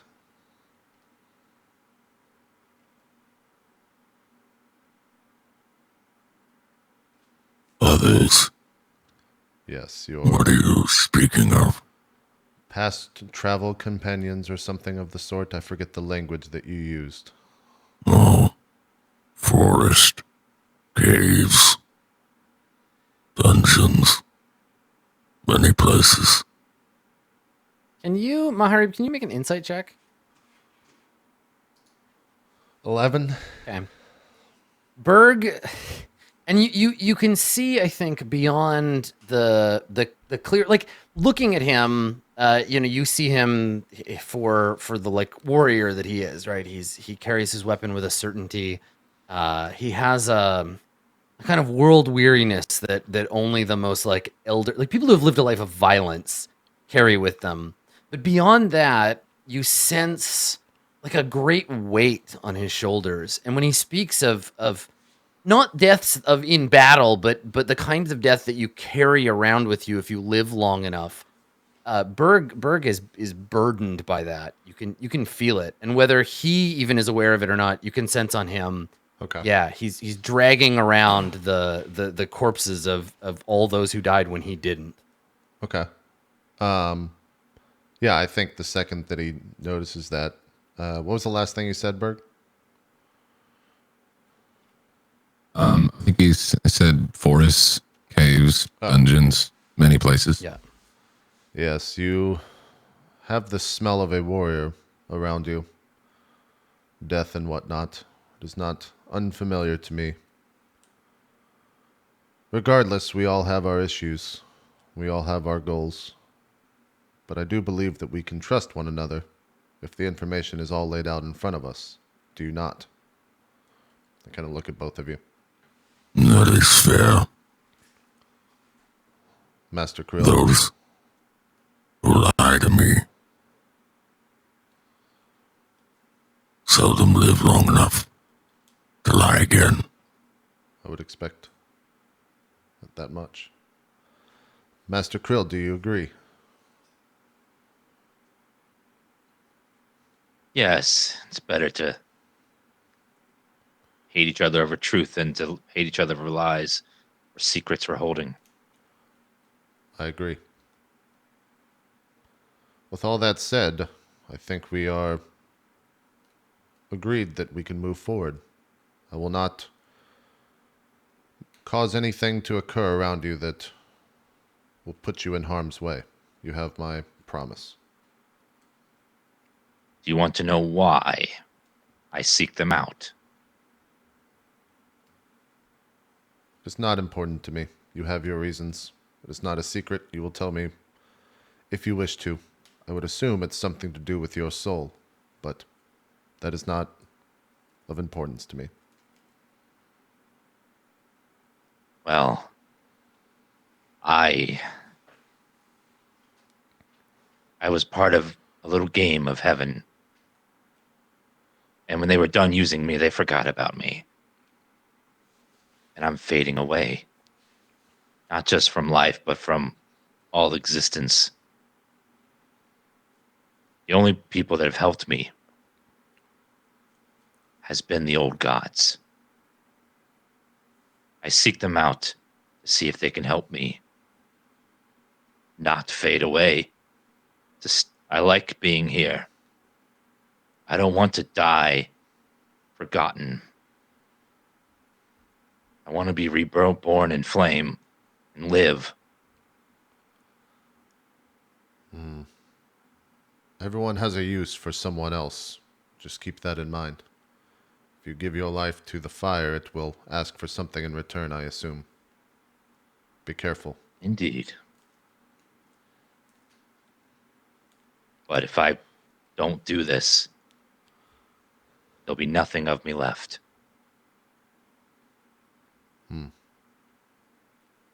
This is not true.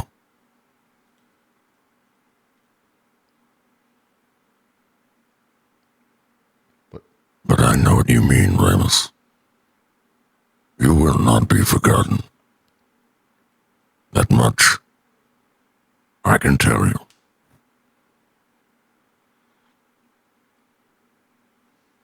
Promise me, Berg. If I fail in this task, that you will unleash a vengeance upon heaven like it has never known.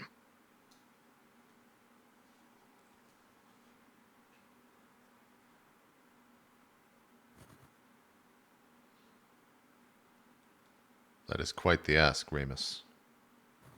You don't have to answer now. Just think about it.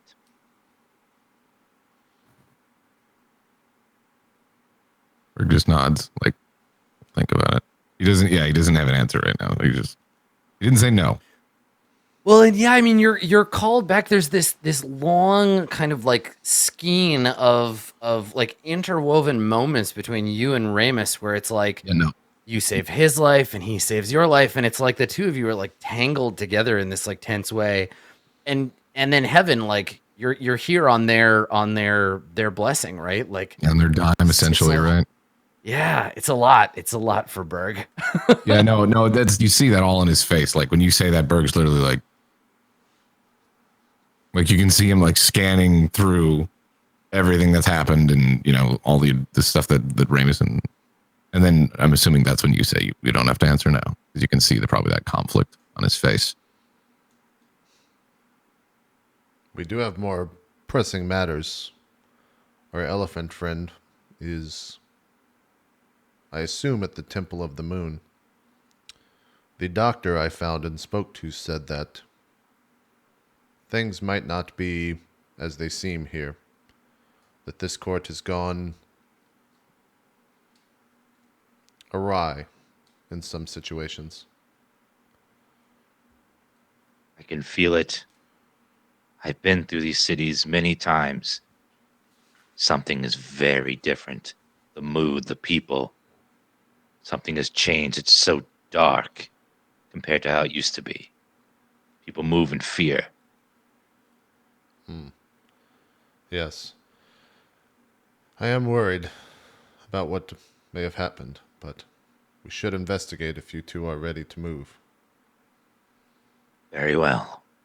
And, Ramus, I no longer work for you. We are adventuring together.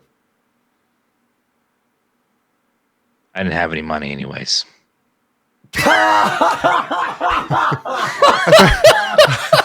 I think I look towards Ramus. Dude, brilliant. Fuck. I think I look Ramus. over towards Ramus and look back at Berg. I'm surprised you haven't killed him yet. And I think I walk out the door. You just got Jeramus, son. Yeah. Oh man.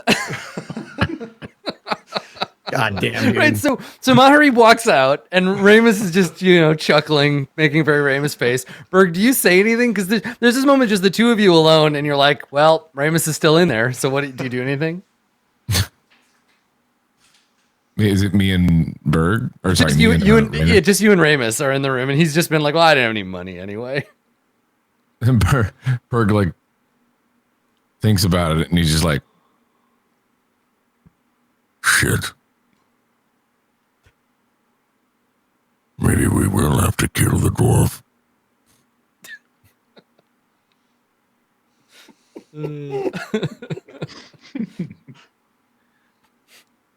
So Maharib, you head outside, and you see a familiar face. Standing over by Doug's noodle cart, you see dressed in blue robes. You see the monk that you were talking to about Yota. And he's just he's talking to Doug, and Doug is nodding, and the monk is eating these noodles. He hasn't spotted you yet. Did the monk tell me his name when I think he did, right? He introduced me and asked what my name was? Or something like that? I think so. He's pretty open about, yeah. Okay. And his name is San, right? Sang. Okay. Sang. Yeah, I will just straight up walk to him and say, Master Singh, may I have a word? Huh. And he turns and he smiles broadly. A perfect little crescent moon of a smile. And he looks at you and he hands the empty bowl back to Doug and Doug like nods. And he turns to you and he says, how fortuitous. I was just coming to look for you and your friends as well. That does not sound... What were you looking for us for? I have a message, an invitation. Your friend, Yotazo, resides in the Temple of the Moon, our honored guest. We would invite you to join us as well. What is it that you are keeping him for? Or rather, why is he there in the first place? The presence of Agajai is a blessing to any temple. It is our duty, upon hearing that he is visiting the city, to invite him in, to embrace his wisdom. I see. May we come and go as we please? Are we to go at a specific time? I have been instructed to invite you, but at your own leisure. I imagine that Yotazo will be staying with us for the time being, at least. If you would like more comfortable accommodations, you might find them in the halls of the temple.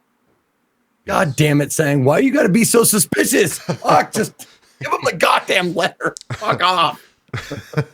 I look at him and maybe... Well, they haven't they haven't been suspicious. They haven't been like, you're not really here from him, are you? Right? That's his he's got in his back pocket. Yeah. Yeah. I just kind of quirk my head. I appreciate it. May I have the letter? He says, of course. And he reaches into the scroll case and he hands you a rolled up scroll. Okay. I like How's your unroll it. calligraphy? How's your calligraphy, Yotazo? Shaky. It's a little wobbly. Right. It's legible, but like he definitely has some DTs. He's been drinking water all day today, so I just thought of the Simpsons episode. It was like, I'm looking at that right now. The letter says, maybe it's the beer talking, but you got a butt that just won't quit. They got those big chewy pretzels here for $5. Get out of here. get out of here. I'm really glad that we all went right back to that. It's a tell you love what. letter. I'll tell you what. Let me roll a dexterity save, and we'll see how good the letter is. Okay. 'Cause I'm pretty Right. dexterous. Okay. Okay, it's totally That's legible. not bad. Okay. Great. All right. Perfect. I love that episode. So yeah, I unroll the letter and, $5. and just read it there in front of Sang. Okay. And he just watches politely. Does it say... It just says like... Zeke, do you want to tell me what it Yeah. says? Or...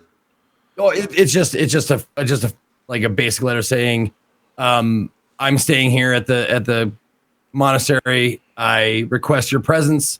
I'm in the process of procuring information. Ramus and the Court of Swords. Okay. Yeah, I roll it back up, stick it into my pouch. All right, fair enough. We will be there perhaps later today. And yeah, he bows. And he says, if you have not been, the Temple of the Moon is ancient and splendid. I think you will find it very hospitable. I hope to see you there soon. He bows again, and he turns to Doug, and he says, "Thank you, Doug." And Doug's like, "Yep," and he walks off.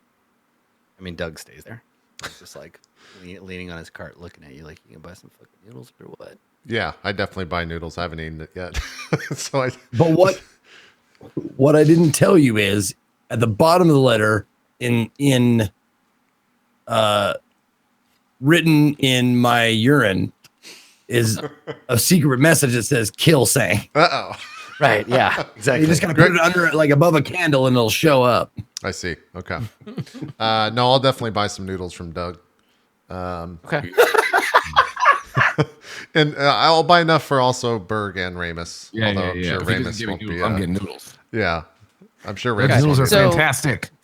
I mean, Berg and Ramus, you come outside. You missed Sang, but you see Maharib buying noodles and shooting the shit with Doug. Doug's a big old wok in front of him. Got a bunch of like sauces and he's flopping shit around in there. Yeah. If anything happens to Doug, that's where you're going to see Berg fucking go back to the old ways. Right, yeah. Suddenly cut to Berg down on his knees, like covered in sauce. Doug's cart scattered on the ground. He's like, ah! Yeah. And walk upside down. Standing over him like Fredo, like, Baba! Yeah. Yeah. All right, so the two Berg, you and Ramus come out. And Maharib, I assume you tell them about the letter? Yeah, I walk up with the noodles, hand like dish to Berg. Look at Ramus. Are you hungry, Ramus? Do you eat? I have never encountered a being without a soul. I swallow it, but it doesn't taste very good. And You like know, Doug is my- he's eavesdropping on this conversation, right? And you're like, you don't have a soul, and Doug just kind of like looks like at the camera, like, all right. I just very good. We have been My summoned. mask also looks different because it was a little too close to the fire, so it's kind of singed and Oh, cool. burnt and Yeah, ashy. the paint's like peeled. Nice. Yeah. Yeah. Yeah. What was that, Zeke? You're muted. I saw him talking, so. No, I'm making a shitty comment. Like, who makes our stained glass like little images? Oh, yeah. We need an Yeah, just update. go ahead and just. We need an Get on update that. right now. Yeah, we need an update. Update that shit. Yeah, as you guys are eating your noodles, I just say, Master Zoe has summoned us to the Temple of the Moon. He wrote this letter. I'm not sure to trust it or not, but no harm in going, I guess.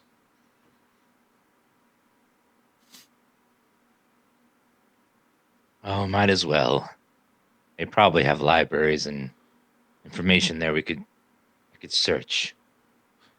Adam, can I make a religion check to see if I know that, like, the Temple of the Moon is responsible for, like, illusions? Yeah, totally. Crit. Crit. Fuck yeah. All right. So, yeah, the moon has this like weird thing where like they've got kind of like a secret vibe going on where there's this whole thing about like revealing mysteries, right? Where they're mysterious to everyone on the outside, but they have all this like secret knowledge on the inside. So like once you can get past all the like weird bullshit they use to hide themselves from everyone else, you can learn all kinds of stuff nobody else knows. The moon has like they operate as a kind of oracular kind of aspect. The moon is associated with periods of confusion, but they're also about like finding shit out. They have like a spy network and they're pretty serious. And you're in their Vatican. So yeah, there's a lot of like secret knowledge that the moon knows. I have dealt with the Temple of the Moon before. They are mysterious most of the time. Just be careful. I'm sure they know all about you and your current situation. And I'm sure they know all about Berg and his current situation. So, be careful. Don't wander alone in that temple, is all I'm saying. Very well. Shall we be off? I suppose so. Yeah. Hold on.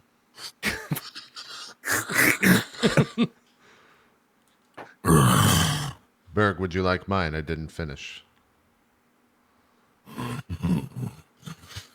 He just keeps going. Yeah. Realizing that he has to go, we have to go quick. He's like, just gulping him down. And as we're walking away, So yeah. well, go ahead. As we're walking away, I look to Ramus and say, "Oh, Ramus, I told Doug that you would pay him," and I just start walking towards the temple. Yeah, and Doug just looks at you like, "Yo, you gonna pay for those noodles?" Or Ramus reaches in his pocket and throws him a couple gold. This should be way more than enough for some noodles. Yeah. He takes the gold and he puts it in his apron. And he reaches into his little like cart, and he takes out he's got a little like a piece of like parchment or whatever, and he stamps the parchment 3 times and he hands it to you. And you look at it, and on it is drawn a little 2x5 grid, and 3 of the boxes have little black stamps in the shape of a bowl of noodles on them. And he looks at it, and he looks at you, and he's like, for a free one if you get all the boxes. So thank you, Doug. He nods. He's like, yep. God damn, Doug is the best, isn't he? He's pretty good. Doug is our Scruffy the janitor. Kind of funny. Yeah. Yeah. Boilers and toilets, toilets and boilers, and that one boiling toilet. Mm-hmm. Mm-hmm. You want some noodles? Love it. Yep. So as you I guess you leave Doug's noodle cart behind with the spicy taste of Doug noodle in your mouth, and head off to the Temple of the Moon, and that's where we'll pick up next time. Cool. All right, let's do some shout outs, then we'll call an episode and go do that post show for Patreon. Let's mix it up some. Max, you want to go first today? Yeah. Thank you guys for watching. I'm GassyMexican or Max. You can find me on Twitch, Twitter, YouTube, all the things. Check it all out there. Damn it, I went the wrong way. There. And yeah, it's like I said before and the last time, it's nice to play Berg again. Again, some good moments between Berg and Ramus, and also Maharib. I didn't have obviously a lot of interaction with Yota, but that'll come forward. I hope you guys enjoyed the show, and I'll be streaming after this some more Red Dead Redemption 2 on multiplayer online. That's it for me. See you guys next time. Cool. Thanks for being on the show. I'm not sure what I just cut from production, but hopefully everything still sounds and looks good on y'all's end, not necessarily the audience's end, but we will see. Adam, do some shout outs. Yeah, I'll do it. Thanks for coming, everybody. I'm going to go and hit enter on this Q&A thread. If you want to come and ask questions about the episode or give me feedback, etc., you can do so over at community.itmeJP.com. I hope you had a good time watching the show. I cannot believe we're almost at episode 100. It's crazy. If you want to find me on the internet, I'm on Twitter at skinnyghost or twitch.tv/AdamKoble. And I think the next time you're likely to see me around these parts is going to be tomorrow afternoon, another episode of Far Verona. So if you're not watching that, get on it, because it's space and I love it. So come on back tomorrow for more of that action. Cool. Yeah, I'm on that show too. Feel free to watch. Right. Yeah, 4 p.m. Eastern. Check it out. Mr. DansGaming, some shout outs, sir. Thanks for having me on the show. It was a very fun episode. I'm DansGaming, variety streamer on Twitch, currently playing through Darksiders 3 and finishing up Pokemon. So got a bit to go on that one. Great episode. I can't wait to go next week. You know, a game is fun when like the time just flies by, like 4 hours went by like that. And I can't wait for next Tuesday. Me either. And last but not least, Ezekiel the Third, some shout outs. Yo, thank you all once again for tuning in this week to the Court of Swords. I would not miss it for the world. I love it. And I feel like I need to say, like, my character talks very slow and halted, so my scenes tend to take a bit longer, and I'm not doing that on purpose. I want you guys to know that. But want to give a shout or thank you to Max and Dan, JP, and Adam for 45. I've been on the show 45 episodes. It's been a wild ass ride, and I'm loving every minute of it. You want to catch me tomorrow for Drop Frames, and then after that, I'll probably be broadcasting. I'm not sure what I'll be doing. Maybe some Darksiders tomorrow after Drop Frames, but we'll see. But yep, I'm back to work and ready to go. My hair is on fire, and so is my drive to please you all. Fuck, I'm done. That's Fucking awesome. Jesus. Nice Stop. work. Good Just job. stop. Let's get some fucking You know what? XP. Call it an episode. Let me. All I'm right. gonna leave. I'm out of here. Bye. Bye. All right. So Ramus, do you think you found out if you can trust your companions with the truth? I did with one of them. Okay, so working on it. Yeah, building that list. Okay, cool. Yeah, I set this as a fairly difficult goal because you got to kind of like do that up. But okay, so 500 XP for that, and then track down a clue that will lead you to the Embers of Imix. I think you work towards it, but you don't have the clue yet. Like you know you're in the right place, but I don't think you have anything that'll. I think if you ask around at the temple, you might be able to get like an actual direction. But you know for sure you're not in the wrong place now. So it's another 500. Yeah. And then the vial is currently kind of on the DL, so it looks like 1,000 XP for Ramus this sesh. Okay, Maharib. You didn't see Zota at all today, so Yeah, I couldn't really judge. Nothing for fighting there. Do you know the real reason that you're in the Court of Swords? I think you do, right? Well, I know the real reason that Ramus.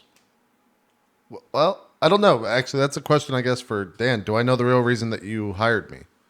Was the original goal? I would think yes, because you kind of laid it all out. Yeah, I think pretty much.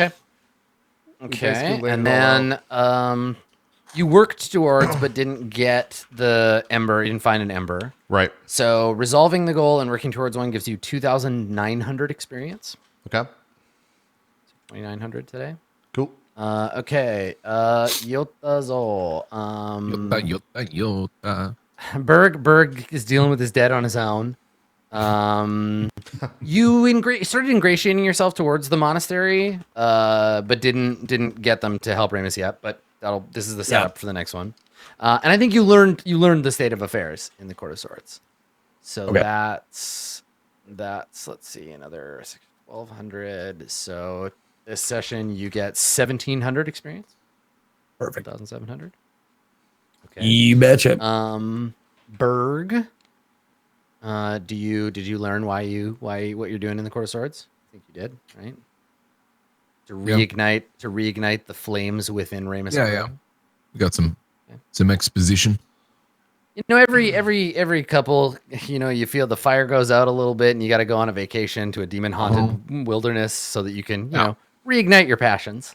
Okay, so that's 1,200 for that one. We never kill anyone anymore. You used to take me out and let me murder people. And then I don't think you worked on dealing with the landlord situation. Not really. But you did try to help. I think you did try to help Ramus. I did. So that's 1,700 for you this session. Nice. 1,700. All right. There it is. Cool. All right.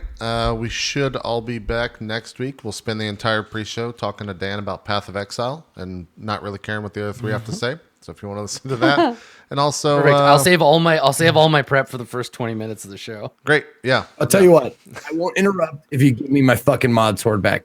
Please give me my fucking mod sword back. No one actually has mod now on the channel that's on that is just a streamer. They're all VIPs. But I think you're probably wanting it back because everyone gets timed out for being caps. So I think that's being fixed as well. But anyways. Yeah, I know. No, I just want to time out Lippy people. That's all. Oh, okay. I got you. All right.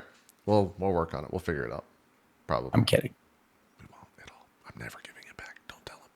We'll see you guys next week for more next Tuesday at 6 o'clock Eastern. We're out. Bye-bye.